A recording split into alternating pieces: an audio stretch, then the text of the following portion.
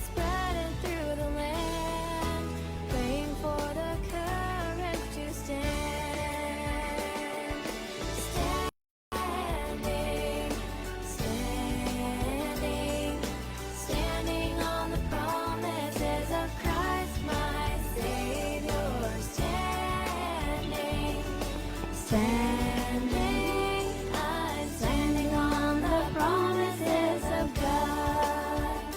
Stand strong, stand firm, press on until the end, and climb the promise of His word. We have got a message, let's spread it through the land, praying for the courage to stand. Stand firm, press on until the end, and claim the promise of His word. We have got a message, let's spread it through the land, praying for the courage to stand. Praying for the courage to stand. Praying for the courage to stand.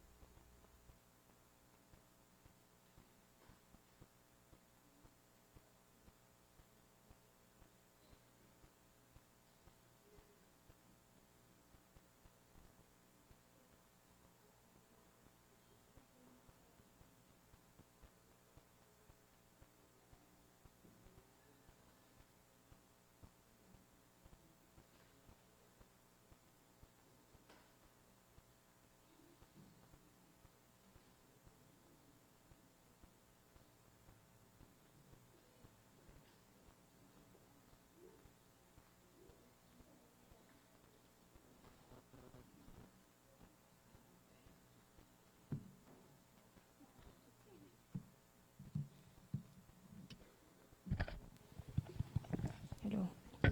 Ayan. Sa isang mapagpalang umaga po sa inyong lahat. Happy Sabbath po! Ayan. So welcome po sa Rampano Church at sa unang fellowship po ng mga kabataan na may temang Connected in Christ, Strengthened by Bond and Love. Sa ating pong pagpapatuloy ng ating pong pananambahan, ininyahan po namin ang lahat na sumabay sa ating pong pag-awitan, pero bago pong lahat, tayo po muna ay manandali ang manalangin. Let's pray. Nakilat mo pagpalang Ama na nandiyan sa katastasan ng mga langit, Panginoon, salamat po sa patuloy na patnubay, paggabay at proteksyon na kami po iligtas na nakating po dito sa bahay sambahan. Panginoon, salamat po sa Sabadong inyo po pinagkalob sa amin na kami po nakapahinga po sa amin pong lahat ng gawain. Sa amin pong pananambahan, Panginoon, hiling po namin na inyo po kami samahan. Pagkaaloban po kami ng boses namin po magagamit, papuri po sa inyo. Tulong mo po kami dalangin sa pangalan ni Jesus. Amen.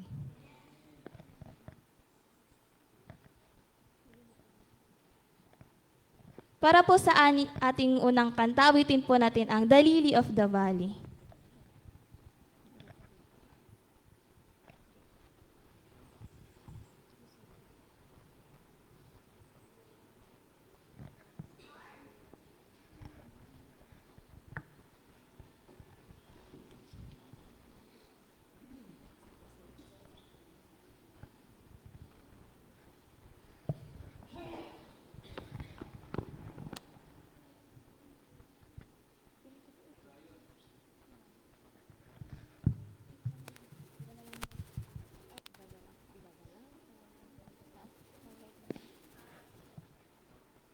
Ayan, baguhin na lang po natin. At awitin po natin ang My Lord and I.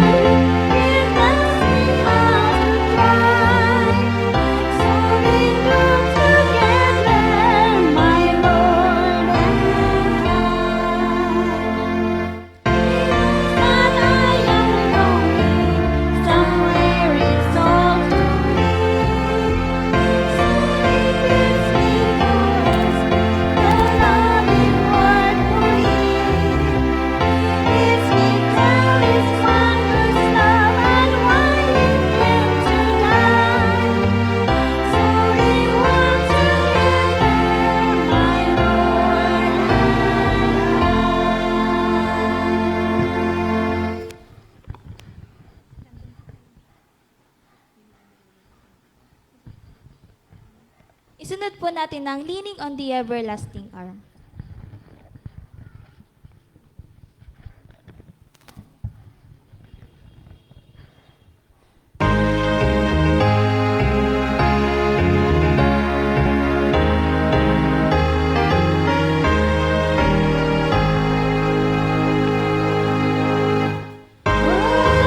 Fellowship, what I joy divine, leaning on the everlasting arm.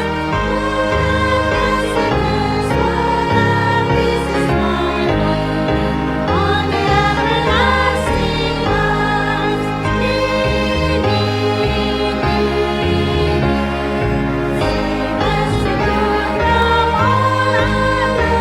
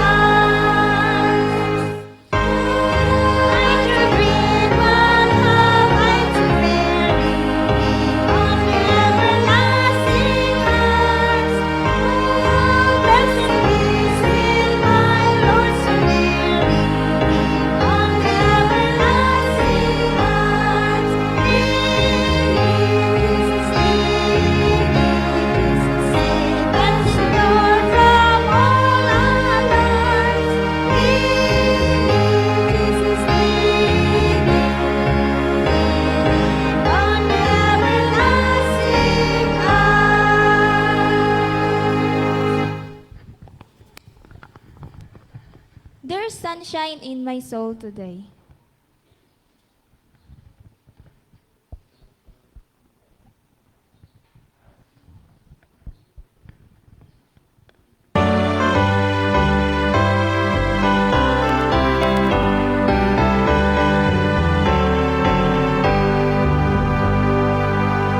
There is sunshine in my soul today, more glorious and bright.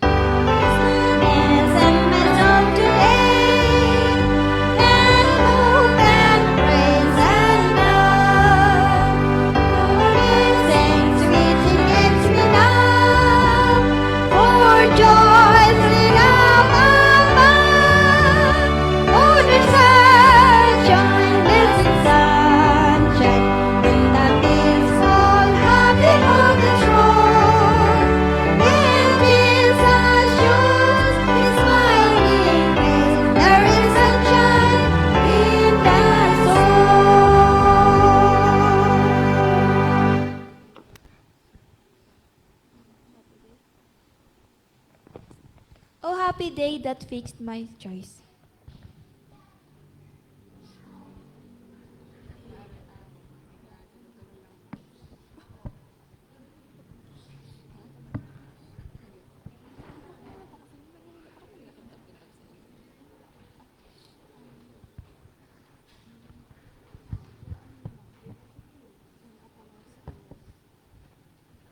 When upon life's billows.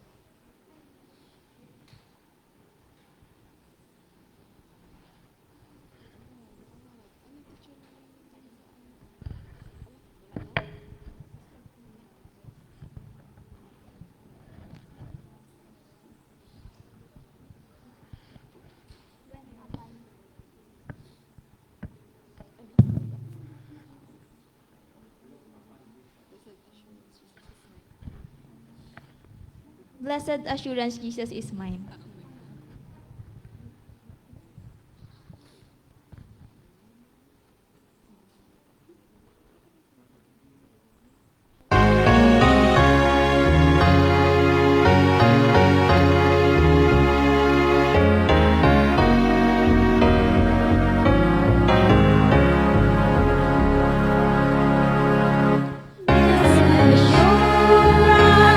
Jesus is mine. Oh, what a foretaste of glory divine. Here of salvation, fortunes of God. Born of His Spirit, washed in His blood. This is my story. This is my song. Praise my Savior all day long. This is my story. This is my song. Praising my Savior all day long. Perfect salvation, perfect delight. Visions of rapture, lost to my sight. Angels descending, bring from above. Echoes of mercy, whispers of love. This is my story, this is my song. Praising my Savior all day long. This is my story, this is my song. Praising my Savior all day long. Perfect summation, always at rest.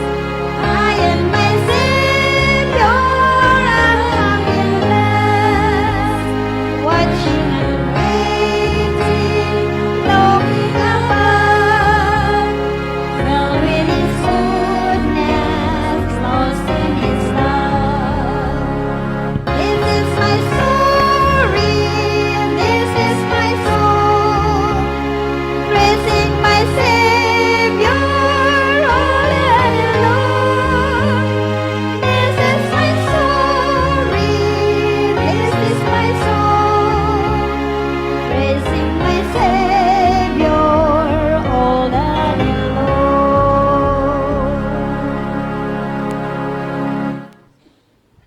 Para po sa ating opening song, tayo pong lahat ay tumayo at ating pong awiting ating team song, Courage to Stand.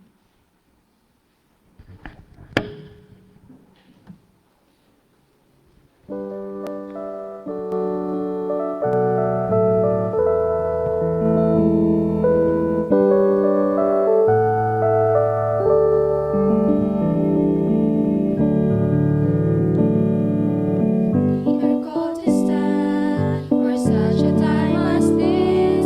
We must fight for what is right and learn to trust in Him.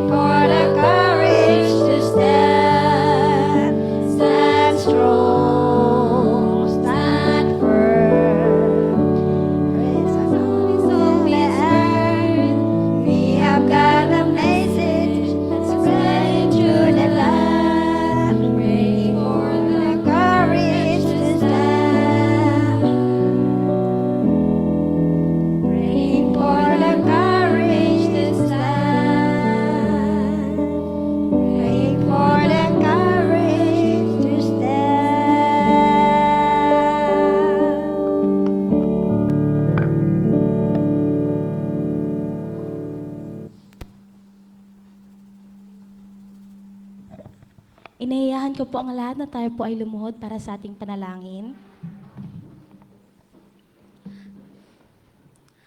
Ama naming banal, nandiyan ka po sa katastasan ng mga langit, pinupuri ka po namin, tinadakila.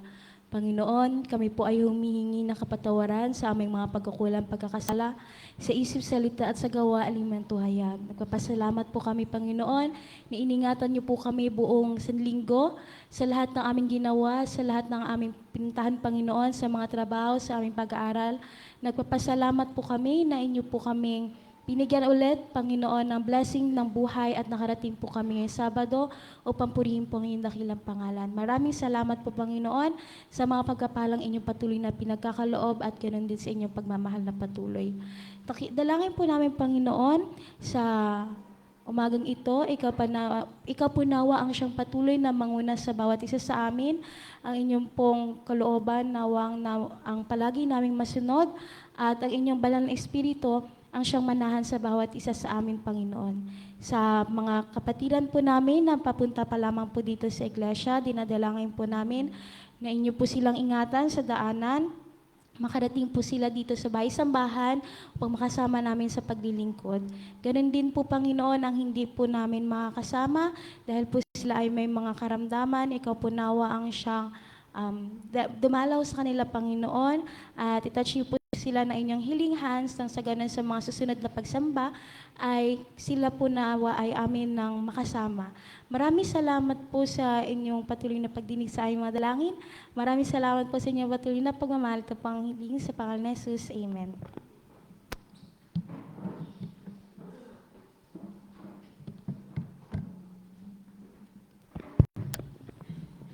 Isang mapagpalang na araw ng Sabat po sa ating lahat, mga kapatid.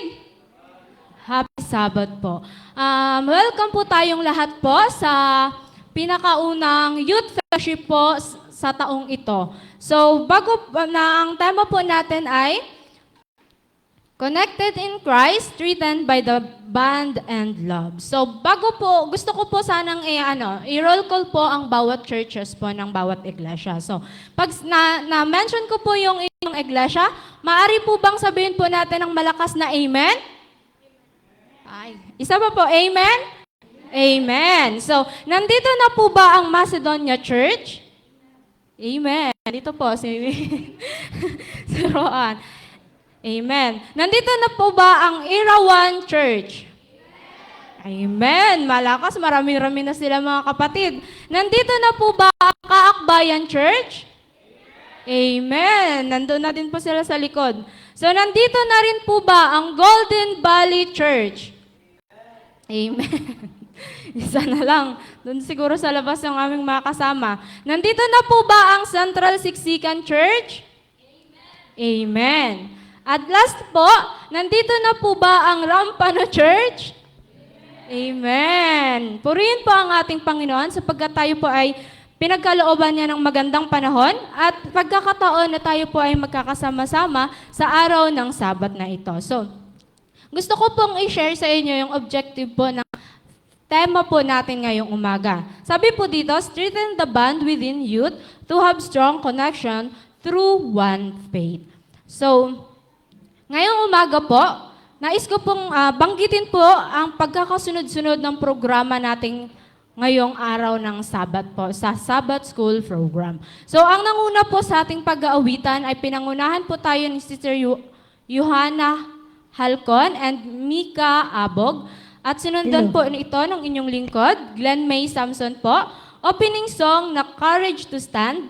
Opening prayer po na pinagkaloob po sa atin ni Sister Alchin Mascardo.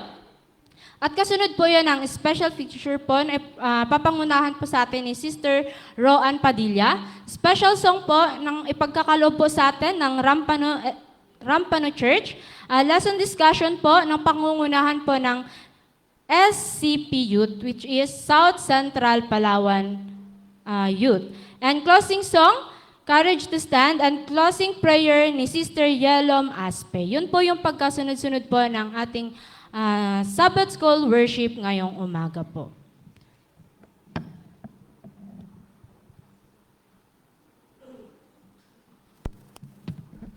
Ayan. Happy Sabbath po sa ating lahat. God is good. And all the time. Ayan, sino po ang masaya sa araw ng Sabat? Amen. Okay lang ba na before, ang part ko this morning is special feature, pero bago ba ako mag-special feature, okay lang ba na request ko ang ating mga youth to please come forward? Kasi ang aking mga nakikita ay mga youth pa rin, di ba? Young at heart, ang mga nandito sa harapan. Okay lang ba? Yung mga nasa likod, kung hindi I'm not mistaken, mga taga-kaakbayan, kasi kanina medyo malakas na yung kanilang amen sa roll call ni Sister Mimi. Saan pa? Yung mga youth namin sa likod na, na nandyan po, ay na-request namin na please come forward because this fellowship is for us. Praise the Lord for the initiative ni Sister Mimi, sa leadership ni Sister Mimi, and also with Pastor and mga officers natin to conduct this kind of fellowship na tunay nga na hindi lang para sa mga young at heart ang fellowship, kundi pati mga kabataan ay nagkakaroon din ng ganitong fellowship. So, this morning mga kapatid, ang special feature ko po ay I have given 20 minutes. So, ang goal ko this morning is to be light as possible.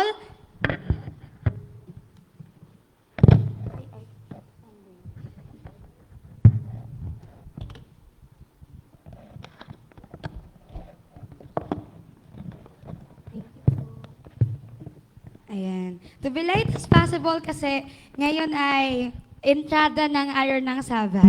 Ayan, okay lang ba? Parang hindi ko pa nakikita yung ngiti ng ating mga youth. Okay lang ba na makita yung mga ngiti nyo bago tayo mag-start with our special feature? Ayan. Ayan, ngiti muna. Ayan, ngiting nakakain ng araw ng Sabat or naka-breakfast ng araw ng Sabat. Gusto ko yung araw ng Sabat kasi nakaka-breakfast talaga, di ba? Pag ibang araw, parang binibilisan yung breakfast. So, ngayon ay bago na yung ating pangalan, which is South Central Puerto District. Ayan, ating theme is Connected in Christ, Strengthened the Bond and Love, which is, yung ating focus is connection. Connection grows stronger when connection is expressed. So, di ba, kaya nga, we all know na lahat tayo ay connected sa Panginoon, pero paano ba strengthened or mapapalakas yung ating bond at pagmamahal sa isa't isa? So yung connection is, it will grow stronger when connection is what? Is expressed. Ayan, yung mga kabataan natin. Ayan. Ang ating focus ng ating pag-aaralan, which is Colossians 3 verse 14. Okay lang ba sabay-sabay nating basahin para magising tayong lahat? And over virtues, put on love, which binds them all together in perfect unity. Ayan, marami naman tayong mic kasi magtatanong ako eh. Have you ever done something good for someone and they never said thank you? How did it feel? Ayan, pwede ba tayo magtanong, Sister Twinkle, na naranasan nyo na ba, na feel nyo, nakagawa naman kayo ng maganda to someone or sa kapwa nating kabataan, pero hindi sila nakapag-thank you at ano yung naramdaman natin? Ayan, dahil si Sister Twinkle ang may hawak ng mic, Sister Twinkle, tanungin natin si Sister Twinkle kung naranasan niya na to.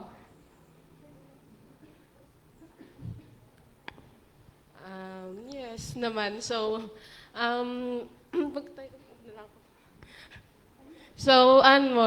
naranasan ko na yung, may ginawa kong something good sa isang tao and never siya nag-say ng thank you.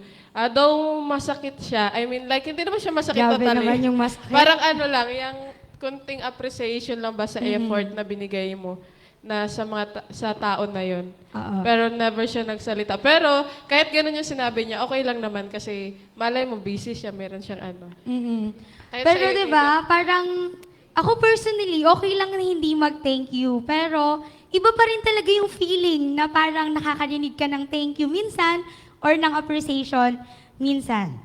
Sabi nga dito, ang ating pag-aaralan ay, it is a story of 10 lepers in the Bible. So kung kayo ay may mga Bible, okay lang ba to please open it in Luke 17 verse 11 to 19. Ito ay kwento po ng 10 kitongin. At yung 10 kitongin na yon ay sabi sa kwento, sila ay pinagaling ng Panginoon. Pero merong isang pinagaling na kitongin na bumalik siya sa Panginoon, only one returned to say thank you. Alam niyo ba yung kwento? Sabi sa verse, sila ay, yung mga kitangon nito, dinabangan nila yung Panginoon, tapos sila ay nagmakaawa sa Panginoon na, Panginoon, pagilingin niyo naman kami. So, yung sabi ng Panginoon ay, sabi doon, humarap kayo sa mga pare at in the blink of an eye, sila ay pinagaling. Pero dito, sabi sa verse 16, sabi dito, isang Samaritanong lalaki na bumalik sa Panginoon, yung buko siya sa paanan ng ni Jesus, nagpasalamat sa kanya, siya ay nagpasalamat sa kanya. Kaya sabi ni Jesus, hindi ba 10 yung mga nilinis? 10 yung mga nilinis. So, nasaan ang siyam? Sabi ni Jesus, saan ang siyam? Wala bang ibang bumalik upang lulatihin ng Diyos maliban sa dayuhang ito?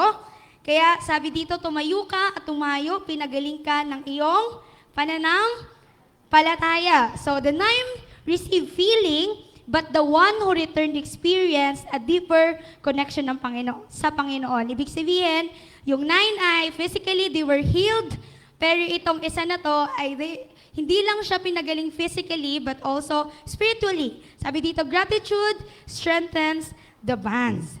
So, love expressed through what? Through appreciation. Kaya minsan in youth ministry, nakakalungkot na we enjoy programs, but minsan, nakakalimutan natin kung sino yung ginagamit ng Panginoon para masagawa yung program. Nakalimutan natin pasalamatan yung ating mga leaders, nakalimutan natin i-appreciate yung ating mga ate at kuya. And minsan, sabi dito, we are prayed for, but forget to appreciate the prayer warrior. Minsan tayo ay pinanalangin, pero nakalimutan natin kung sino yung mga nananalangin para sa atin. And we receive support. Nakaka-receive tayo ng support pero tayo ay nananatiling mga tahimik. Sabi dito, unexpressed gratitude weakens the bonds. Expressed appreciation strengthens unity. So, kaya dapat hindi natin ninanatili sa ating mga sarili yung ating gratitude sa isa't isa kasi ito ay nagpapalakas sa atin. So, katulad ng leper, he came back.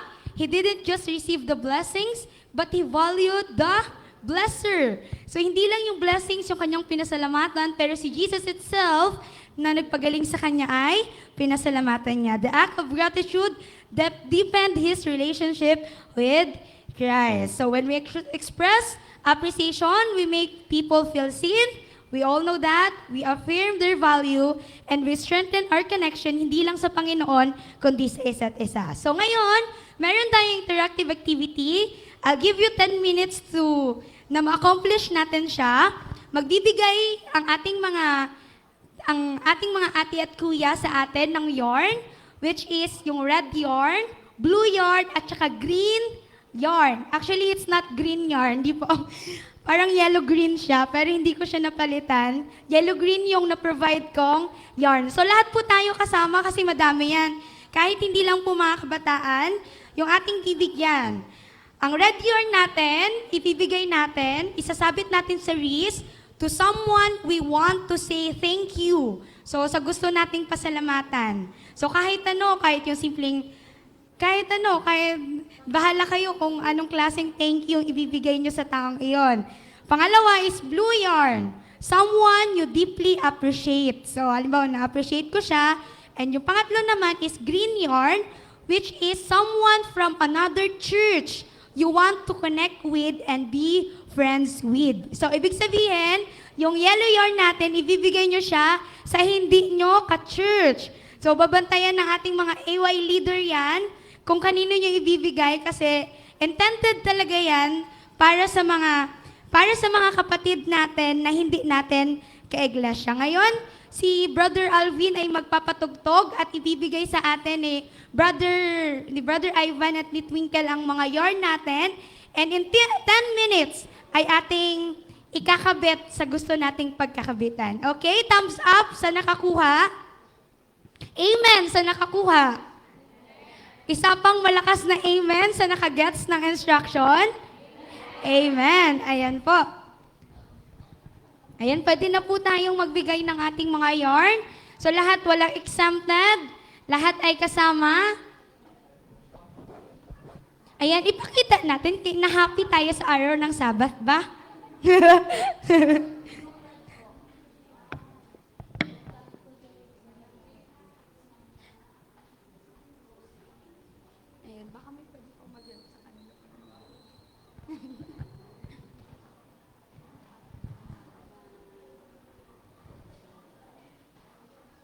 Ayan, kasi ang focus ng ating theme ay Connected in Christ, Strengthened by Bond and Love. Ngayon, para ma-strengthen natin yung ating love at bond sa isa't isa, ay we will say thank you or i-appreciate natin yung ating mga kapwa-kabataan or pupuntahan natin yung mga hindi natin pa nakakausap sa ibang church. Opo, lahat po ng gusto po. Kahit hindi mga kabataan natin.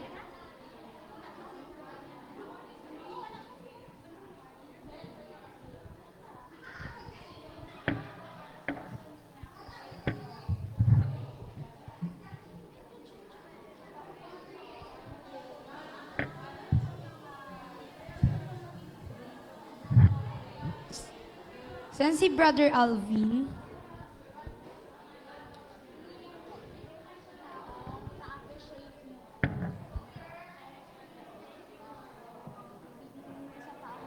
Ikakabit nyo po sa wrist ng pagbibigyan nyo, kayo po mismo ang magkakabit.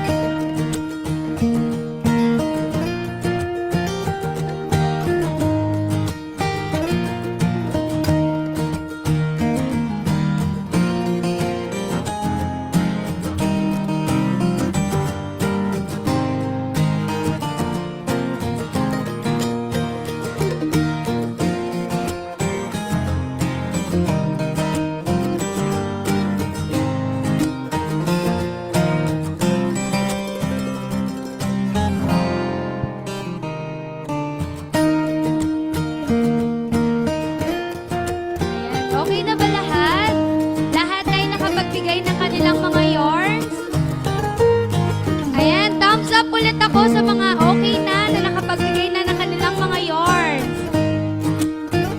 Ayan, thank you po. Very good ang taga-Irawan. Talagang responsive. Ayan yung sa likod. Antayin natin sila kasi parang nagda-distribute pa sila.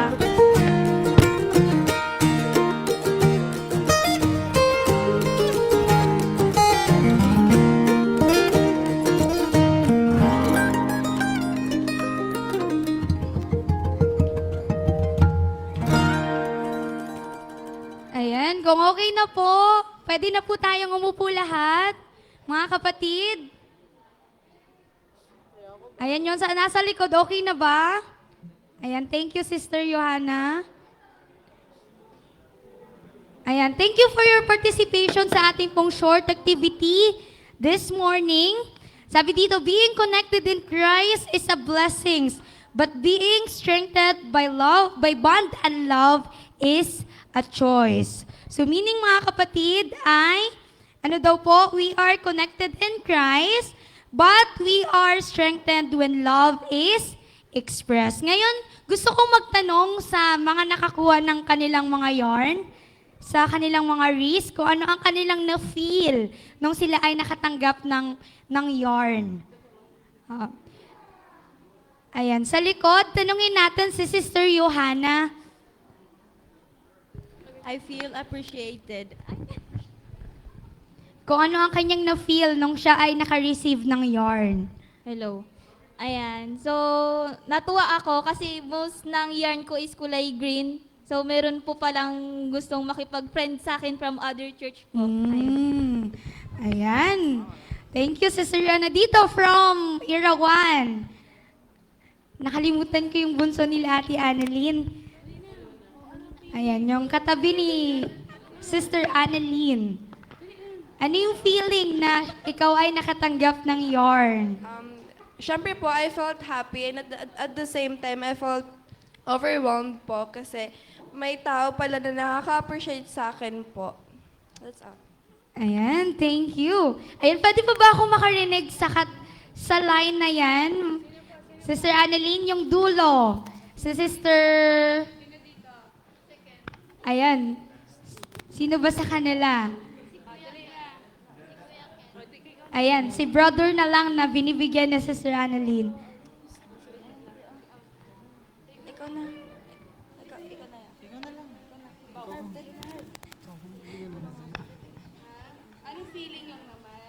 Parang sasaluin na lang ni Sister Annalyn kung ano yung na-feel or na-observe ni Sister Annalyn. While, -5 talaga ito sa akin mamaya. Charot lang. Ayan. So, actually, na-observe ko yung mga bata. Siyempre, dahil hindi pa nga nila ka-well-known aba yung ibang mga youth. So, sa akin nila pinamigay yung kanilang mga yarn, siyempre. Kaya ako ate nila dito.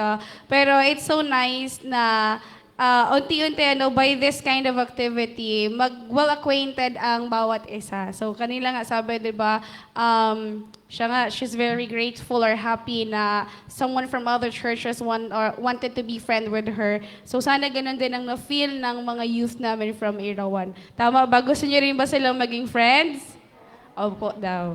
Amen. Ayan. Kaya nga, kanina nabanggit na yung objectives ng ating Sabbath Fellowship. So, ginagawa natin to kasi, praise the Lord, dahil ang daming bagong mukha sa South Central, Palawan B. Di ko alam, basta district natin, marami tayong mga bagong ikakaibigan na ngayong taon. Kaya, sabi dito nga, being connected in Christ is a blessing. But being strengthened by bond and love is a choice. So, lagi nating piliin na mag-express ng ating gratitude, ng ating appreciation sa ating kapwa. This week, ngayon ay china-challenge ko kayo, hindi lang sa atin na magkakapatid sa pananampalataya, pero sa ibang tao, we say thank you. Dalasin natin ang pagsisay ng thank you. Send an encouraging message sa lahat ng mahilig mag-messenger. So, simpleng pagsisend lang ng quote, di ba, is minsan nakaka-uplift ng nakaka-uplift ng ating mga feelings or kung tayo ay may mga pinagdadaanan. And also pray for someone and tell them and recognize silent effort. So ngayon po, basahin natin ulit ang Colossians 3 verse 14. Everybody, and over all these virtues, put on love which binds them all together in perfect unity. So ito ang aking dalangin, nawa tayo ay na-bless sa ating simple special feature.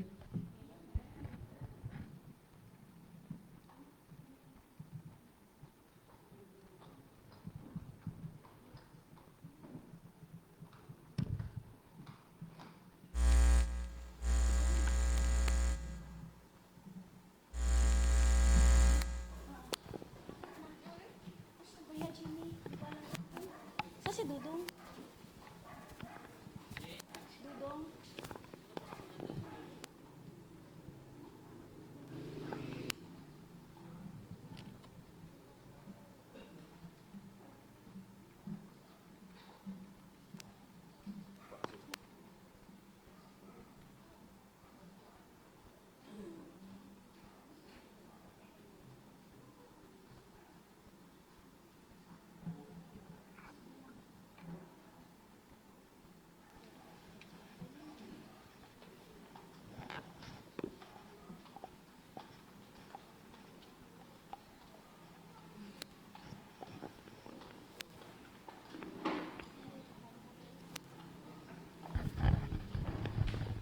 Hello, Mike.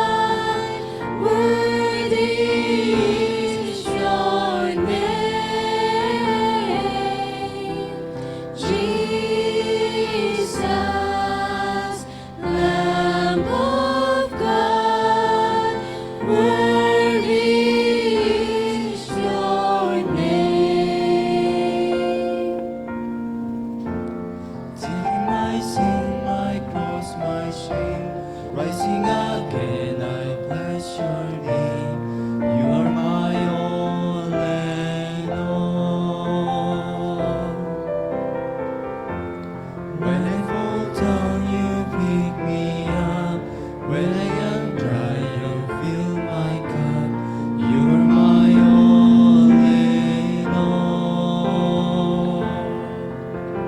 Jesus, Lamb of God, worthy is your name. Jesus, Lamb of God, worthy is your name. Jesus, Lamb of God, worthy is your name. Jesus, Lamb of God, worthy is your name.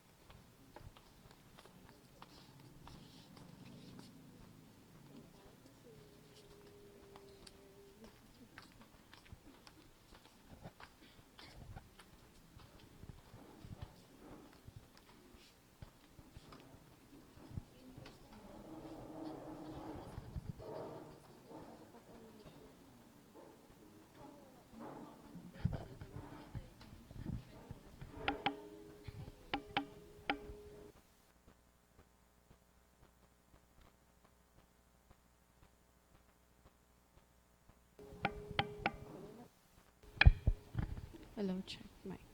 Alright, good morning and happy Sabbath sa ating lahat. Happy Sabbath! Kasi yung iba hindi mukhang happy. Okay, so pupunta na tayo sa part ng lesson review. Sige, get your chair po. Dito tayo banda, Orong. Kasi baka hindi nyo kayo masyadong makita. Charas. Ay, hindi siya hindi. Ay, naka-live pala to.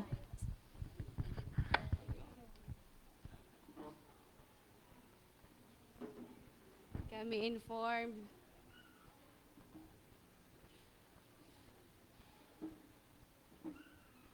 Sige. Ayan. Kita na po ba kami sa center?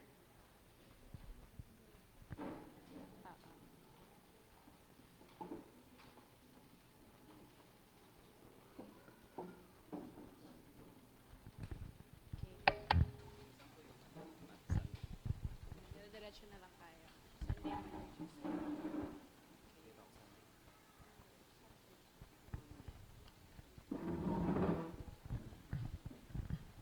Alright, so guys, muli po, magandang umaga and happy Sabbath po sa ating lahat. So before we start our lesson review, let us pray. Heavenly Father, we praise you and thanks you for this beautiful Sabbath that you have given us, dear Lord, as we start once again to study the message through this Sabbath school lesson. May you give us your holy wisdom, Father, so may we understand the message as this week, as in the loving name of Jesus, we pray. Amen. Kamusta po? Ayan. Parang ngayon lang kami halos nagkita ng mga to kasi from different churches. I am Annalyn Biares from Irawan Church. Ayan. I am Alvin Cloyd Mascardo from Rampano Church. I am Lanchil Andre Nach Balay from Golden Valley Church. I am Ellen from Kakbayan Church. I am Luna Salazar from this church, Rampano. So ngayong araw po ay pag-uusapan natin, ngayong umaga pag-uusapan natin yung lesson 9 natin. Ano po yung title ng lesson 9 natin? About Okay, it's all about reconciliation and hope. And I know, ang bawat isa po ay nakapagbasa, especially ang ating mga elders. We've already studied this lesson. That's why later, pag may question tayo, kayo po ang sasagot. Okay? So, today, pag-usapan natin kung paano nga ba tayo ni-reconcile ng ating Panginoon at kung paano nagbigay ng pag-asa ang reconciliation. So, una po,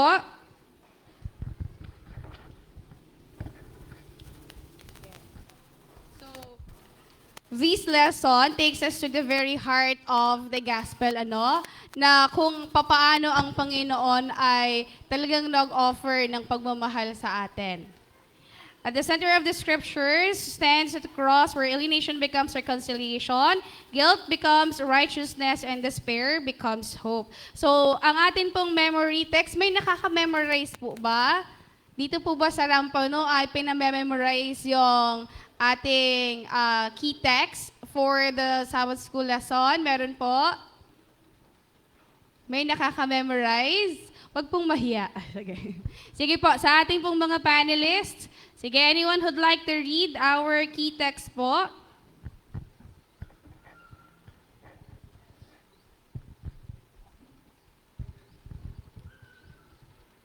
Sa 2 Corinto, chapter 5, verse 21, kasabi po dito, ginawa niyang may kasalanan siya na hindi nakakakilala ng kasalanan upang sa kanya tayo'y maging katwiran ng Diyos. Okay. So, from the text pa lang po, makikita na natin kagad kung gaano tayo kamahal ng ating Panginoon. So, the 2 Corinthians reminds us that Christ was made sin for us so that we became what? Righteousness at maging karapat-dapat tayo sa pagharap sa ating Ama. So this is not merely theology, it is a transformation. So this week, pag-usapan natin kung paano inelaborate po ni Paul, okay, yung personal reconciliation para po sa atin. Ngayon po, for the Sunday, pag-usapan natin the reconciled from wicked works. So, ang tanong ko sa iyo, kapatid, how does Paul describe our condition before Christ? And what does reconciliation through His death accomplish for us? Ayan, so, kung napansin po ninyo, si Paul ay palagi niyang ini-emphasize sa atin na ang human dati ay, pinapakita niya pala yung dark picture ng human dati, lalo na kapag wala po tayo sa pananampalataya kay Kristo. At, kagaya rin po ngayon, ayan. So, ngunit, however, ang entrance po ng kasalanan sa atin ay nag-initiative po agad si Jesus Christ na magbigay agad ng solution para po ma-resolve yung ating sin na nagawa. So, meron po tatlong binigay dito na key na paano po mag-work yung gospel po sa atin. So first po dito, ang sabi po, the first, because we are helpless to save ourselves, Jesus came and died for our sin. Na matatagpuan po sa Romans 5 verse 6 hanggang 8. So, ano po ba ang ibig sabihin nito? So, simply na hindi po natin kayang iligtas ang ating mga sarili kung wala po sa atin si Kristo Jesus. Ito po yung unang work po ng gospel. And then second, by accepting Jesus' death as ours through faith, repentance, and baptism, we are justified and set free from the condemnation of sin. Na matatagpuan po sa Romans 5 verse 9 hanggang 11 and Romans 6 verse 6 hanggang 7. So, kapag po pala ating tinanggap si Kristo Jesus, or kapag po inangkin natin na si Kristo Jesus po ay namatay sa krus upang tayo po ay mailigtas sa pamamagitan po ng ating pananampalataya at paghingi po ng patawad sa Kaniya, at ganoon din po mga kapatid, na tinanggap po natin ang bautismo, ay doon na po nag-work ang gospel. And then third, the life we live now is the result of being united with Christ, experiencing His recreation power, and His living His life in us. And Corinthians 5 verse 17 hanggang 21. So, ang buhay po na atin pong natatamasa ngayon ay dapat po, ito po ay nanggaling sa, or united po sa Panginoon. Ayan, so, na ipinamalas niya po sa atin yung kanya pong kapangyarihan sa pamamagitan po ng pagbabago po sa ating mga buhay. Ayan, so in conclusion po, ito pong mga tricky na ito ay hindi po necessarily na sabay, ay isa-isa po or separate po silang magaganap sa ating mga buhay, kundi minsan ito po ay mangyayari sabay-sabay po or dalawa-dalawa ganon. So, hindi na lang po natin mamalayan na nagwo-work na po pala sa atin ang spirit po ni God. Yun naman po. Alright, thank you so much po. Siguro, let's have a few step backwards. Bakit mayroong reconciliation na mangyayari? Para baka yung iba nating youth, para kung hindi man nakapagbasa, magkaroon ng idea, bakit nga ba kailangan ng reconciliation? Bakit dumating tayo dun sa point na when we say reconciliation, kailangan may ayusin? Tama po? We need to patch something. So bakit tayo umabot doon sa reconciliation? Ano ba yung dahilan? Bakit magkakaroon ng reconciliation? Sige po, may gusto bang sumagot from our panelists? Diba? Bakit magkakaroon ng reconciliation? Ano po ba yung nangyari? Why do we need to be connected again in Christ? Sa atin pong mga elders, may gustong pong sumagot. Linawin lang po natin bakit kinakailangan ulit ng reconciliation. Ano po ba ang nangyari? Yes.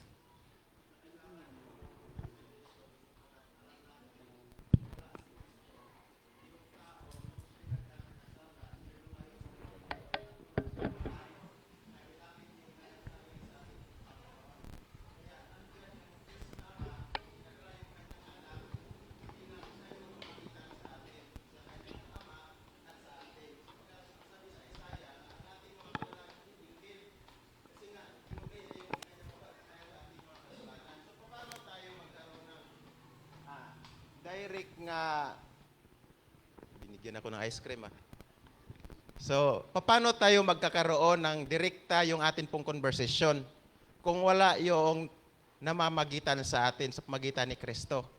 So, si Kristo ay napakahalaga sa bawat isa sa atin.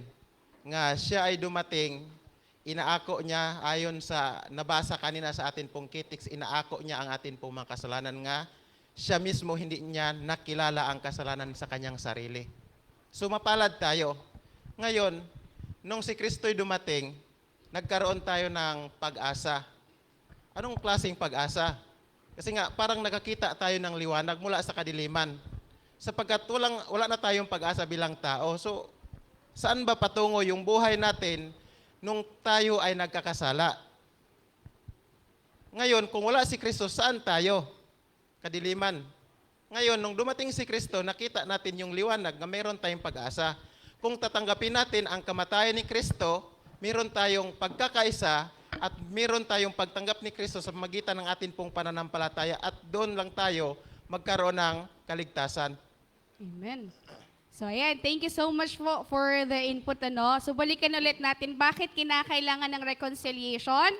Dahil nasira yung relationship natin sa ating Panginoon when sin was introduced to us, diba? Doon nagsimula yung lahat. Nung nagkaroon na po ng kasalanan, nawala yung closeness, yung bond natin with the Lord. That's why, katulad ng sinabi kayo ni kapatid, God the Father gave Jesus Christ to us to once again rebuild and reconnect our relationship sa ating Panginoon. So thank you so much. Salamat po sa inyong input.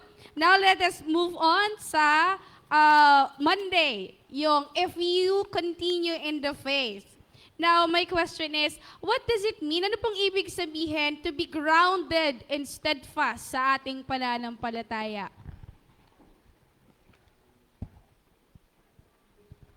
Hello po.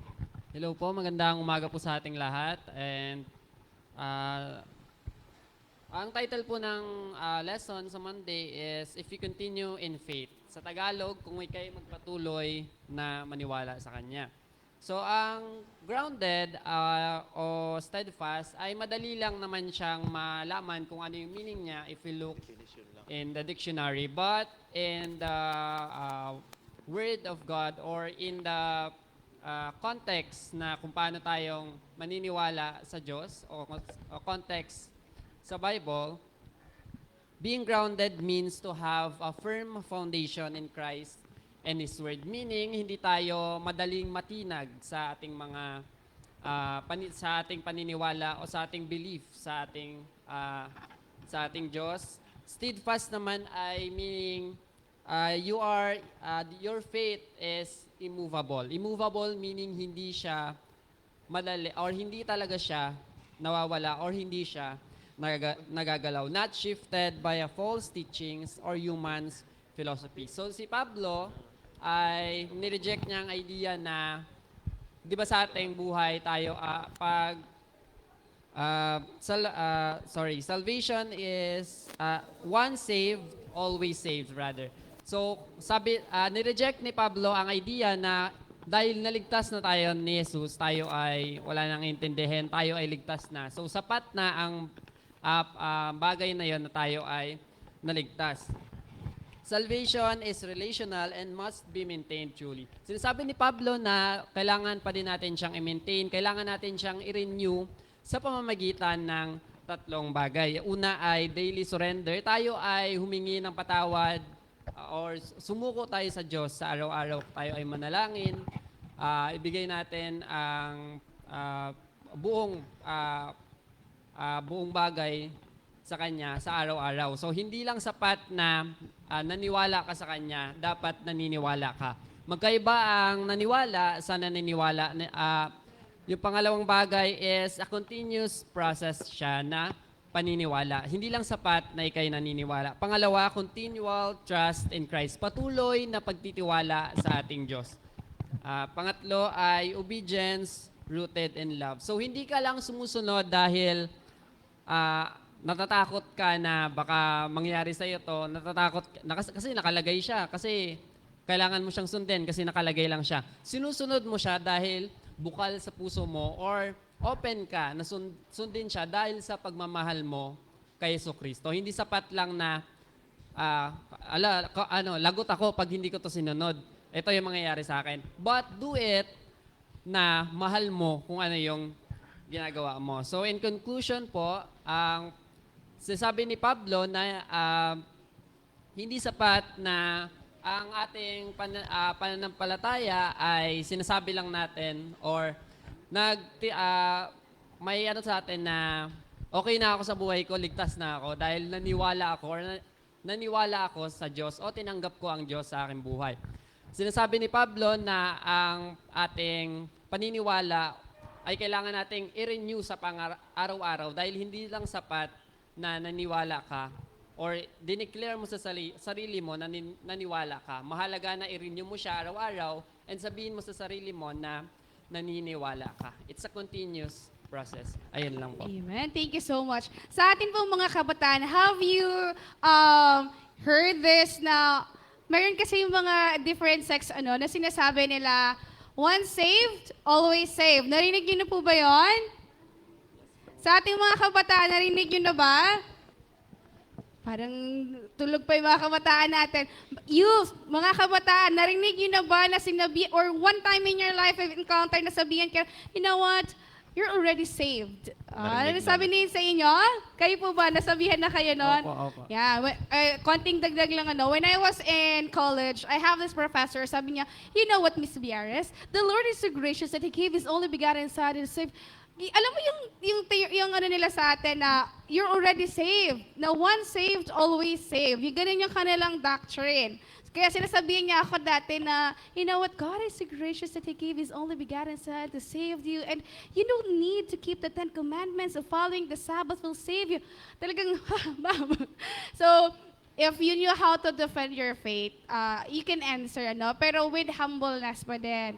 Na sabi ko nga sa kanya, you know what, ma'am, it's true. Following the 10 Commandments and the Sabbath will not save you. But how would you prove your love to God, diba?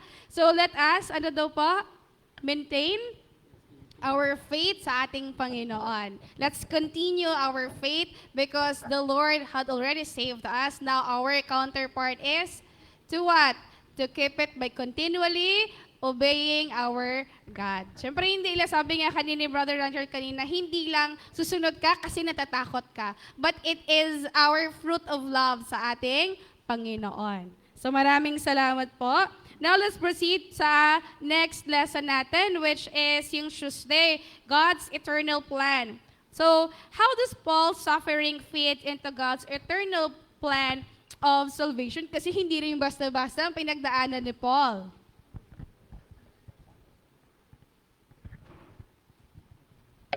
Hello. Ayan, so thank you. Actually, that question would lead to another question na kung si Paul, ang question is, kung yung suffering ba niya is connected doon sa eternal plan of salvation ng Panginoon, sometimes pwede siyang mag-cause din na another question na yung suffering din ba natin ngayon ay pwedeng mayroong connection doon sa eternal plan of salvation ng ating Panginoon. Si Paul, nakilala natin siya as persecutor, pero sa lesson natin ngayon, parang somehow bumaliktad yung mundo niya, di ba? From someone na nagpo-persecute, siya na ngayon na nasa loob ng kulungan. And someone na palipat-lipat ng lugar para mangaral, nandito na siya sa isang lugar na hindi siya pwedeng umalis. Pero ang lesson natin, tinuturuan tayo on paano nga ba nag-respond si Paul sa situation niya and ano yung kanyang ginawa. Ang aklat ng Colossians ay nagsabi sa atin na si Paul, nung nandoon siya sa kulungan, ang naramdaman niya ay nag-rejoice lang siya. So isipin niyo yun, ng isang mananampalataya, masaya siya kahit na siya ay nasa loob ng kulungan. Kasi para sa kanya, yung situation na yon ay bahagi niya doon sa plano ng pagliligtas na ating Panginoon. So para sa kanya, yung kanya suffering ay hindi defeat, kundi ito ay plano or kanyang bahagi doon sa pagliligtas na ating Panginoon. So, kung tayo ay mga steward ng Panginoon, alam natin na yung ating Panginoon ay merong ordered and eternal plan. So, katulad ni Paul, no siya ay nasa loob ng kulungan, yung naging respond niya bukod sa rejoice ay nag-isip siya, ano yung kanyang gagawin para kahit nasa loob siya ng kulungan, patuloy yung ministry na ating Panginoon. And as we all know, doon na isulat ni Paul yung ilan sa mga aklat sa New Testament na pinakinabangan ng unang mga iglesia, at hanggang ngayon sa kapanahunan natin, nakikinabang tayo sa mga sulat ni Paul. So yun yung naging reaction or yun yung naging respond ni Paul doon sa mga nangyari sa kanya. So 3 bagay na matututunan natin sa nangyari kay Paul is that, number 1, sa kanyang suffering, na-advance yung gawain ng ating Panginoon. So kahit na nandoon siya sa kulungan, tuloy-tuloy yung gawain ng ating Panginoon. Ano po? Na hanggang ngayon, nakikinabang tayo doon sa kanyang mga sulat. Pangalawa, bagaman nasa loob siya ng kulungan, napalakas niya yung mga mananampalataya. Kung tayo yung mga mananampalataya na pinangaralan ni Paul noong time na yon, siya yung pinaka-leader natin, and knowing na ngayon, nasa loob siya ng kulungan. Di ba, somehow panghihinaan tayo? Pero si Paul, nagawa niyang palakasin yung mga mananampalataya sa labas. And the third one, it revealed the eternal glory ng ating Panginoon. Isipin niyo yon, you're in the darkest season of your life, yet you can reveal yung glory ng ating Panginoon. So, lesson na matututunan natin sa buhay ni Paul or sa experience na ito ni Paul na walang maliit na desisyon, walang malaking desisyon, lahat ng ginagawa natin, the way we respond sa situation natin ngayon and decision natin, ay pwedeng magkaroon ng eternal consequences. So, sa ating mga kabataan, marahil naiisip natin na yung decision ko ngayon, kahit naman ano siguro yung gawin ko ngayon dahil bata pa naman ako, maliit na decision lang to. Pero yung situation ni Paul or yung karanasan ni Paul reminds us na lahat ng decision na ginagawa natin and the way we respond sa situation ay merong effect sa eternal glory na ating Panginoon. So maisip lang natin, kung nasa kulungan tayo, maybe magkakaroon tayo na reason na stop muna ako sa gawain ng Panginoon kasi nandito ako sa lugar na to. Pero lagi tayong ma-remind sa situation ni Paul na kahit nasa loob siya ng kulungan, nagawa niyang mangaral. Kasi nandoon siya sa kaisipan na ito'y bahagi niya para sa pagliligtas na ating Panginoon sa buong mundo. Amen. Thank you so much. Parang wala na akong madagdag, ano? So, let's move on sa Wednesday, which is the mystery of God revealed. Sige, sister, what is the mystery na sinasabi ni Paul and how it is now being revealed sa atin? Okay, happy Sabbath po sa ating lahat. Thank you for that question po. Indeed, we want to know a lot of mysteries, answers. Let me ask a question first po before I answer the question that is questioned. Ano po ba, what is the very first thing that comes to our mind when we hear the word mystery? Mysterious. Di ba po, mystery is a thing or a crime or something that is unexplainable. Right? Di ba po? Hindi siya na-explain. Parang mahirap siya, imposible siyang i-explain, mahirap siyang sabihin kasi nga hindi po natin alam. Nakatago siya, isa siyang mystery. So the question is, what is the mystery Paul speaks about and how has it now been revealed? Well, ang answer po ay, the mystery is Christ in you, the hope of glory. Diba? We have here 3 mysteries na nakalist po dito. The first mystery is salvation for both Jews and Gentiles. Di nga po, parang mapapatanong po tayo, ano nga po ba? Ano nga ba yung salvation for both Jews and Gentiles? As we all know, hindi po yan lingid sa ating kaalaman, na dati po ay ang mga Jews lang po ay may karapatan sa kaligtasan. Pero ngayon, kasama na po tayong mga Gentiles. Yes, we are Gentiles. Tayo po yung mga Gentiles. Hindi po tayo Jews, but we are called modern Israelites, modern Jews. That is why we are also deserving of salvation. And the second thing is the indwelling presence of Christ. Yung paninirahan ni Kristo, yung pakikisama ni Kristo sa atin, na nakikita yung buhay ni Kristo sa atin, nakikita yung presensya ni Kristo sa atin. And the third one is the uniting of heaven and earth in Him. Di ba nga po? Sino ba si Kristo? Bakit ba why is He so powerful? Sino ba siya? Bakit yung langit at ang lupa ay sumasamba sa Kanya? Bakit siya yung hari? Yan po yung gustong i-reveal sa atin ni Paul. Paano po natin malalaman? Di ba pag mystery, hindi po alam, hindi ma-explain. Pero po, itong mystery ni Kristo sa atin ay kayang-kaya po na-explain. Malalaman po natin yan through the gospel. Yes. Pinapaalam po sa atin yan ni Paul, ni Apostle Paul. Sinasabi po yan sa atin ni Apostle Paul through the gospel. So, when we want to know mysteries about God, di ba po, pag may crime, di ba? May mga plot twist yan, di ba? Sa mga Netflix, may plot twist yan. Bakit nangyayari ito? Bakit ganyan? Dapat hindi ganyan. Dapat ganito. Pero may plot twist pala. Ay, kaya pala ganon. Di ba? Ganon din po yung buhay natin bilang isang Kristiyano. Bakit naninirahan si Kristo sa akin? Bakit sinasamahan pa rin ako ni Kristo? Bakit may salvation ako? Diba? Mystery. Questionable siya. Bakit? Pero malalaman pala, ay kaya pala. Gusto pala ni Jesus. Gusto pala ni Jesus lahat tayo maligtas. Diba po? Ganon. So, hindi na po pahabain kasi yun lang naman po yung mystery. Ay, kung gusto po natin malaman, ay let's read the gospel na lang po. That's all. Okay, thank you so much po. So, let's summarize this lesson. Ano nga ba yung gustong sabihin ng lesson? Ano bang gustong ipaalam sa atin ng lesson? Bigyan lang natin kayo ng 3 points, na una-una sa lahat, nung nagkaroon ng kasalanan, nawala yung ating bond with the Lord, and gusto ng Panginoon ma-restore yung closeness, yung relationship niya sa atin. And alam niyo po ba, God initiates the reconciliation. Even though hindi siya ang may kasalanan. Sa atin po ba dito, as ilagay natin in earthly setting, pag tayo po ba nakagawa ng kasalanan, tayo po ba yung unang nag-initiate? O ma-pride po talaga tayo? Have you experienced na meron kayong nakasamaan ng loob, pero ikaw yung may kasalanan, and yet, yung other party, yung nag-initiate na mag-ayos kayo? Have you experienced po? Di ba, ang sarap sa feeling? Grabe yung humbleness na mafe-feel mo.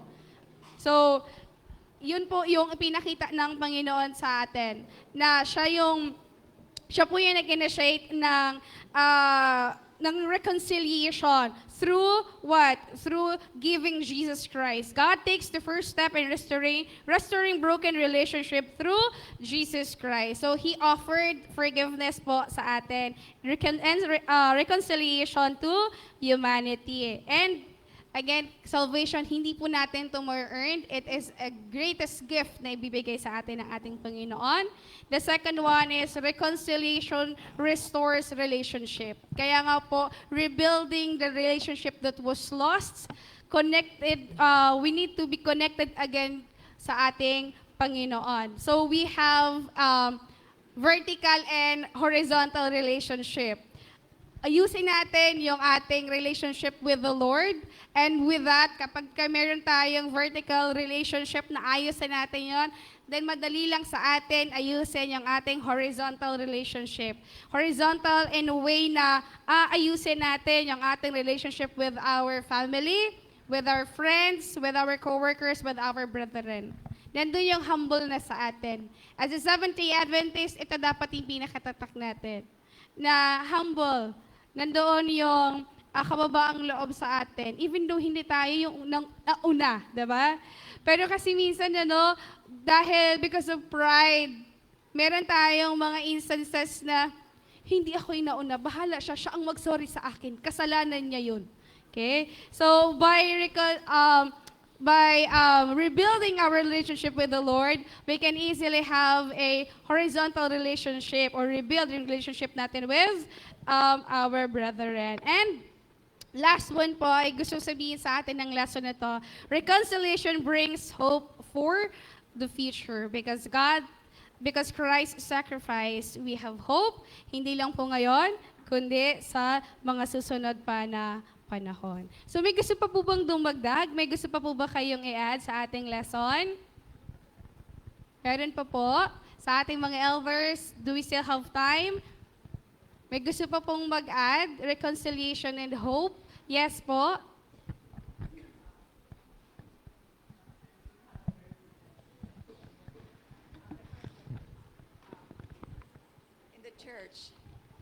In our church, we cannot avoid misunderstanding between the members. Okay, and sometimes one member will leave the church because of misunderstanding. What is our role as members of the church to reconcile those two people who have misunderstanding? What is the role of the leaders and the church members? Okay. So, may gusto po bang sumagot? Paano daw po kapag halimbawa sa church, hindi po talaga naiiwasan yan na merong mga misunderstandings, merong division inside the church, to the point na po na lumabas, tama po ba? Lumabas na yung ating member. Ano daw po yung role ng church? Anong role natin? Paano natin ma-reclaim ang ating kapatid? Would like to answer po? Hello. Ang gawain ng church ay reconciliation. Minsan baka na isip natin nga pag tayo ay may position sa church, ang gagawin natin to judge to our brethren nga nagkakaroon ng pagkakamali sa kapwa niya, kapatid sa loob ng iglesia. So, kung ikaw ay, ang role ng church, dapat hindi darating sa point nga pinupoint mo yung nagkakamali, kundi ayusin mo yung gusot nga dapat aayusin. This is a biblical nga pamamaraan. Kung idaan natin sa banal na kasulatan, nga ang tao, pag siya ay nagkakamali, ang sabi sa banal na kasulatan, nga pagsabihan mo. Kung hindi niya aaminin, aakuin, yung kanyang pagkakamali, dadalhin mo sa congregation, ay magdala ka ng saksi, isa or dalawa. Kung hindi pa rin, dadalhin natin sa usapin nga magkakaroon talaga ng pagkakaayos sa loob ng atin pong iglesia. Hindi pwede nga manatili, nga magkaroon ng hindi pagkakasundo sa atin pong iglesia. Sapagkat sa atin pong lesson, nagkakaisa tayo kay Kristo. So paano tayo nagkakaisa kung tayo sa loob ng iglesia hindi tayo magkakasundo? So, nandoon mga kapatid, nga bilang kapatid sa iglesia, nandoon yung concern mo, nga dapat magiging magkakaisa tayo kay Kristo. Yung ating layunin, nga magiging Christ-like yung bawat isa sa atin, ay wala naman tayong ibang layunin, kundi ang bawat isa sa atin ay mapabuti natin habang tayo ay naglingkod sa atin pong Panginoon. Okay, thank you po. Ay, gusto ko lang pong i-add, pinapayuhan po tayo sa Romans chapter 12, verse 18. Sabi dito, if possible, so far as it depends on you, live peaceably with all. So, pinapayuhan tayo ng ating Panginoon na as much as we can, kahit meron pong division, may mga misunderstandings inside the church, sikapin po natin na maayos yung relationship natin with them through what? Through prayer. And kapag lumabas po, nanay, we need to really pray on that and abutin po natin sila intentional po. Dapat intentional po yung pag-reconcile natin sa kanila. May mga times po kasi na because na rin siguro sa human pride natin, sometimes we tend to reach them. Pero hindi ganun ka-intentional. Masabi lang na napuntahan si kapatid, nabisita si kapatid, but the intention is not rooted in Christ. Kaya hindi po natin mawin yung soul ng kapatid. So with that, we really need to pray. Yes po.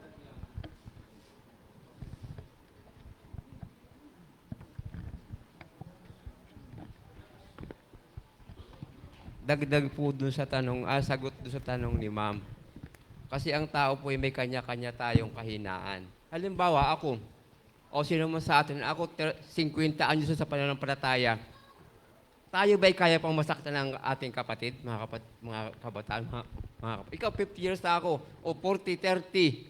Sa tagal ng panahon na pagsimba mo dito, tayo ba'y pwede pang masaktan? Kung makakarinig ka ng ibang salita, pag nasasaktan ka, mga minamahal mga kapatid, mahinang pananampalataya ng bawat sa atin. Yun po yung dagdag ko. Kailangan natin magtumibay. Kasi kung mga kaunting salita, lalabas ka, sinong talo? Tanungin ko kayo. Brad, pwede magtanong? O, sinong talo? Yung lumabas. Kaya kailangan, ano man yung marinig mo, at ikay nakakaintindi sa Panginoon, ay, baka medyo yung ating elder ay meron lang iniisip na bagaman nakapagsalita ng masama o nasaktan ako doon, unawain ko na lang. Kausapin mo, Brad, nasaktan ako sa sinabi mo Ay kung tayo mismo hindi magsasabi na ikinasaktan at lalayo ka mga kapatid, alam ba noong nagsalita na sinasaktan? Hindi niya alam yun eh. Kung nasaktan ka, nasaktan ako, tayo mismo yung lalapit, doon siya nagbigay ng masamang salita. Doon na narinig mo na ikinasaktan.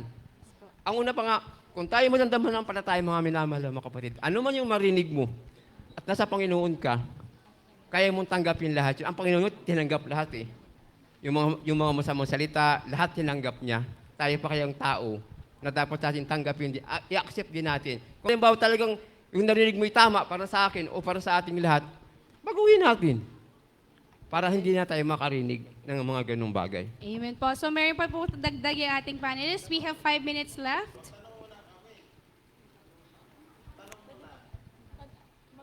Sige, sagutin muna nila kasi ito ay dagdag doon sa question and then later on you can raise your question. Okay.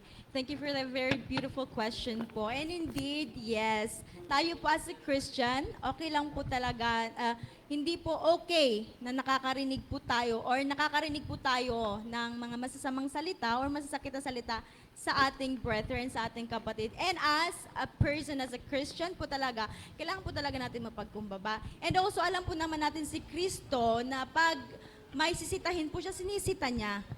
Right? Pag may hindi nagawang tama or hindi nasang-ayon sa kalooban ng Panginoon ang ginagawa ng kapatid niya, ay sinasabi niya. Right? So, so kung sa relationship pa in modern days ay conversation, communication is the key, right? And also po mga kapatid, hindi po ibig sabihin na pag sinabing matagal ka na sa pananampalataya, nananampalataya ka bilang Adventista, you're a Christian, ay okay lang na nakakarinig ka ng mga masasamang salita. Kaya nga po sinabi sa Mateo po, di ba right mga kapatid? Sinabi po sa Mateo na kung ikaw ang magiging dahilan ng layo ng iyong kapatid sa paanan ng Panginoon ay yung talian ng iyong liig sa bato at yung ihulog sa dagat, right? Nabasa po ba natin yun? Yun po. Kaya wag po tayong mag-stick na lang sa okay lang makapagsabi ako kasi Christian naman siya eh. Hindi yan siya, wala siyang karapatan masaktan, wala siyang karapatan umano. Mga kapatid, baguhin po natin ang ating sarili. Let's try harder. Let's pray harder. Let's pray for it. Let's ask God. Let's beg God to help us na maging mabuting Christian. Kasi, kaya nga po I believe there's no rules in the church. But I believe that there's rule in the Bible. Di ba po? Nasabi, mapagkumbaba, dapat iniisip bago magsalita. Right? Dapat iniisip bago gumawa. That's the rule, mga kapatid. Para maiwasan po yung mga unwanted consequences po. Sige po, thank you. Sa akin po, maikli lang. Para sa akin, ang pinakamalungkot na situation ng pag-aaway-away sa loob ng church is that when someone leave the church. Yan yung pinakamalungkot kasi ang goal ng church ay magdala ng kaluluwa sa loob at hindi maglabas ng kaluluwa. So para sa akin, yun yung pinakamalungkot na sana hindi mangyari sa loob ng church.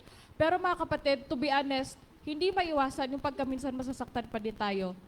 Hanggat maaari, kung wala pa yung conflict, ipaunawa sa lahat ng kapatiran na dapat matuto tayo maging careful sa lahat ng sinasabi natin. Pero kapag nandiyan na yung conflict, mga kapatid, ang goal natin is gawin natin yung process ng church, kausapin, pagbatiin hanggat sa kung ano yung makakaya natin. Pero kung hindi pa din, mga kapatid, maniwala tayo sa double prayer.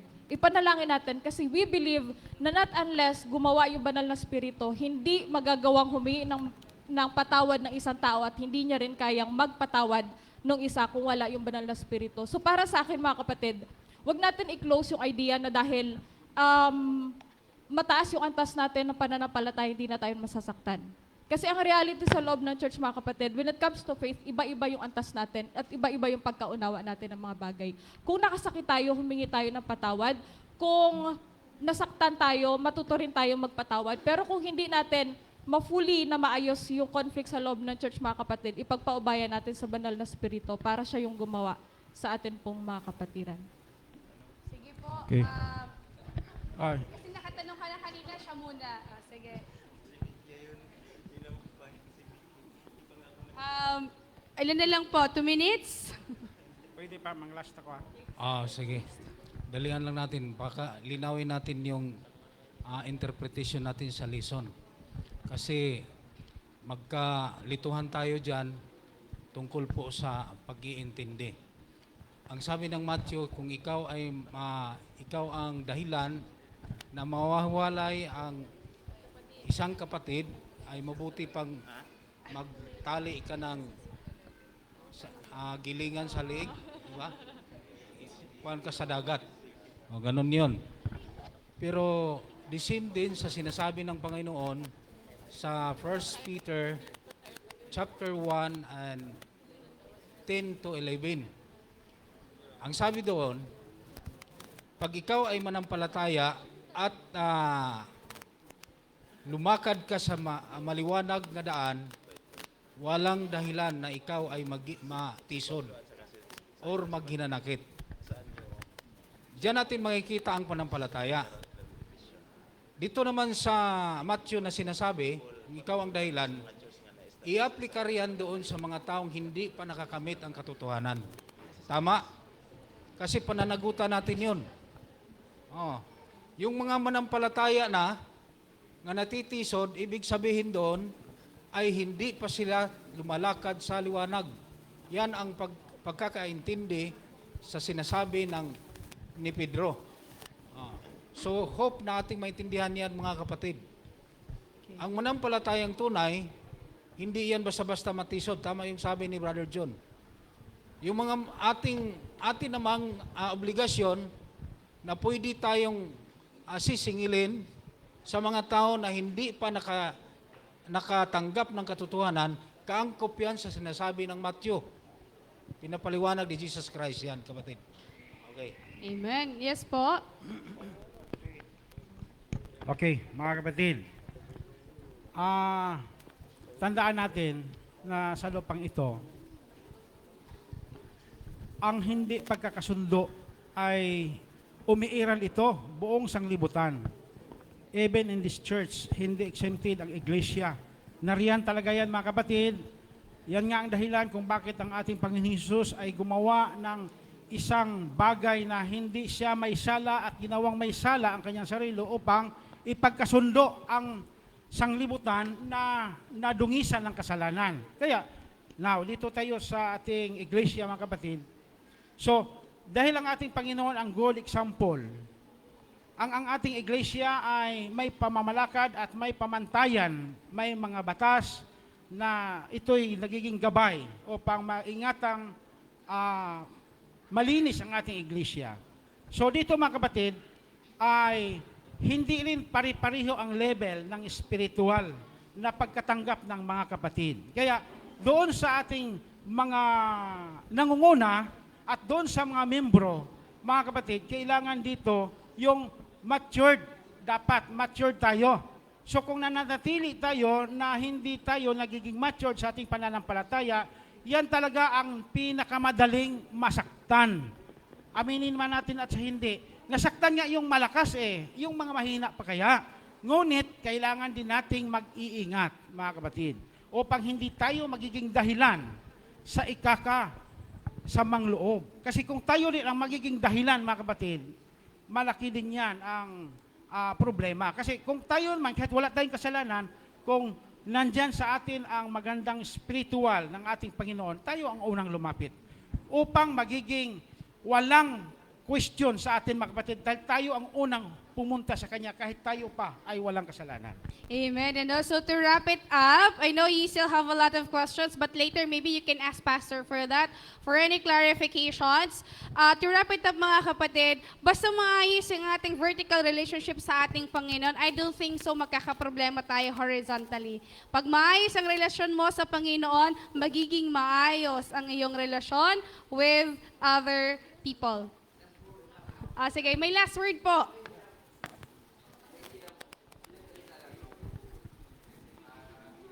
Ito po yung mga nakapas na lesson natin. Ang sabi dito ay, dapat tayong maging ilaw ng bawat isa. Yes. Huwag tayong tagapatay. Amen.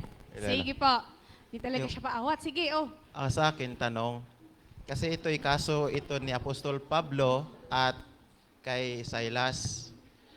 Ang tanong ni Ma'am kanina, what is the role of the church to reconcile sa mga kapatiran sa loob ng iglesia nga hindi nagkakasundo? Itong pangyayari, isa kaso ni Apostol Pablo at saka ni Silas, sila ay hindi nagkaroon ng pagkakasundo at nagkaroon sila ng separation. Although silang dalawa ay puro sila mga alagad ni Kristo. Ngayon, ang tanong ko dito, kapatid, sa church ba nga na-establish ni Silas, maka-stand ba in front si Apostol Paul? Or si Apostol Paul sa mga churches din nga kanyang na-establish, si Silas din ba ay makakatayo sa harapan to preach? Kasi nga, ang lesson natin ay nakapokus tayo sa reconciliations. Paano natin ma-reconcile itong kanilang kaso nga sa kanila mismo nagkaroon sila ng division? So nasaan ang church nga hindi sila naayos? That's my question. Okay. Okay, so magandang tanong ng ating kabataan, mga kapatid.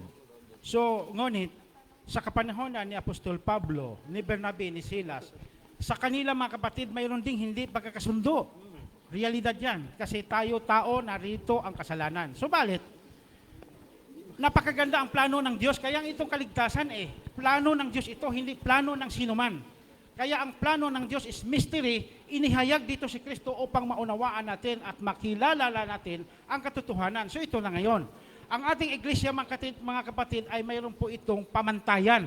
Mayroon po itong batas. Mayroon po itong dapat sundan. Kaya kung mayroon mang hindi talaga maayos, ayon sa batas ng ating iglesia, yung Mateo na binabanggit, yun ang dapat masusunod. Hindi yung ating sarili. Na kinakailangang masunod natin ang mga proseso. Ngayon, kung talagang ayaw na, mga kapatid, mayroon pong maghuhusga. Okay. Yung kaso ba ni Apostol Pablo at saka Silas, naayos ba?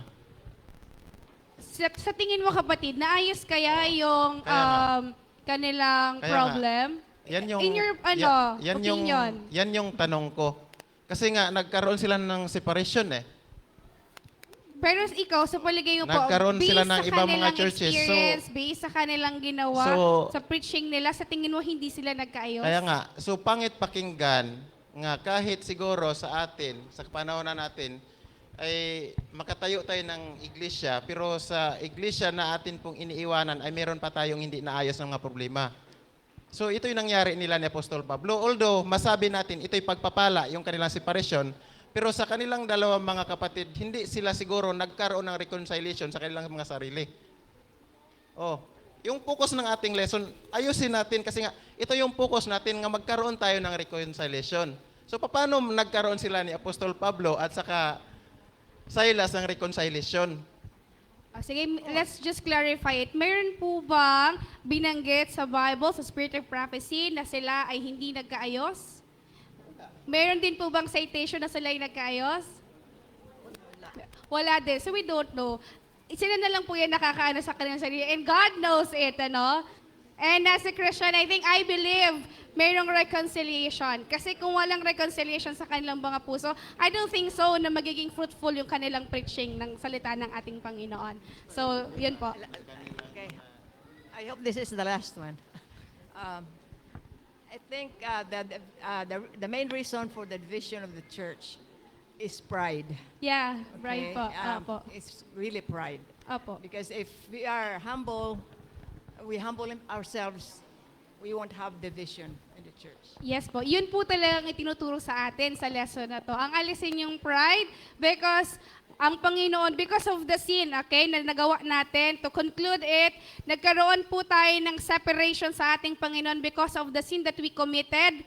At tayo yung nagkasala, pero it is God who did the first step po para tayo ma-reconcile. God paid the price po sa mga kasalanan na meron tayo. And through that, nagkaroon po ng reconciliation, ng relationship na sa ating Panginoon to bring back again, to rebuild the closeness, to rebuild the love na meron sa ating Panginoon. And we are called to be ministers of reconciliation, kapatid. Yun po ang isa sa gusto ng Panginoon sa atin. That as a Christians, as a Seventh-day Adventists, we are called to be what?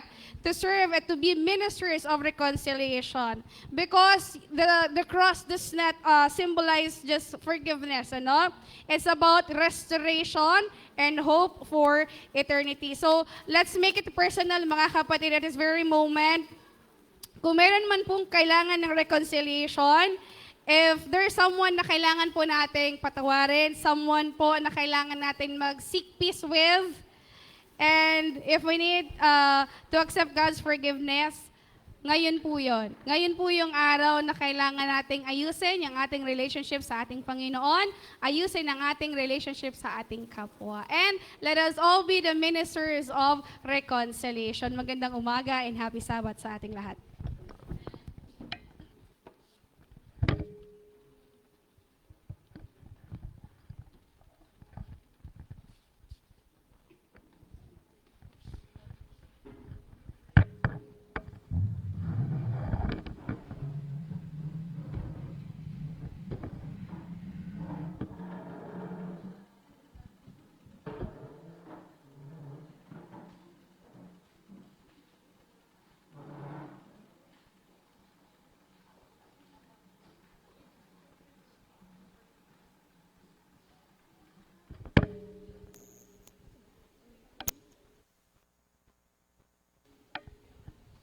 Now, for our closing song, let us all stand and sing our theme song, Courage to Stand.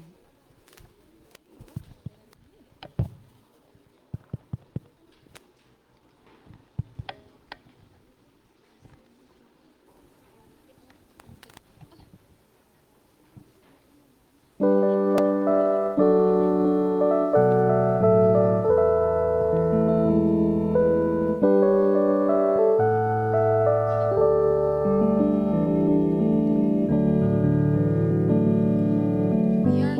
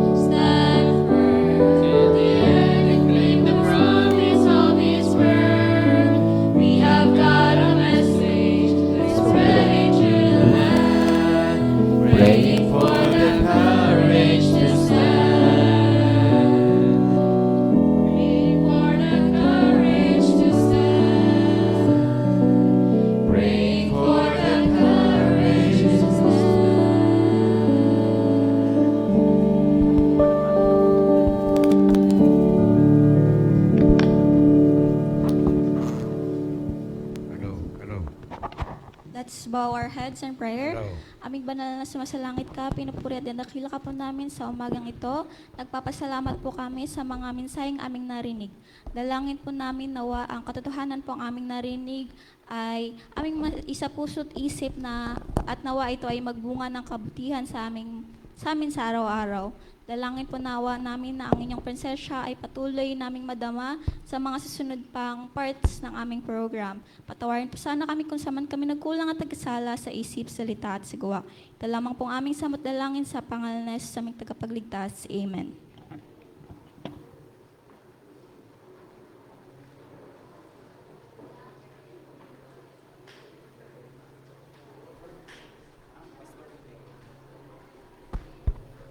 Hello.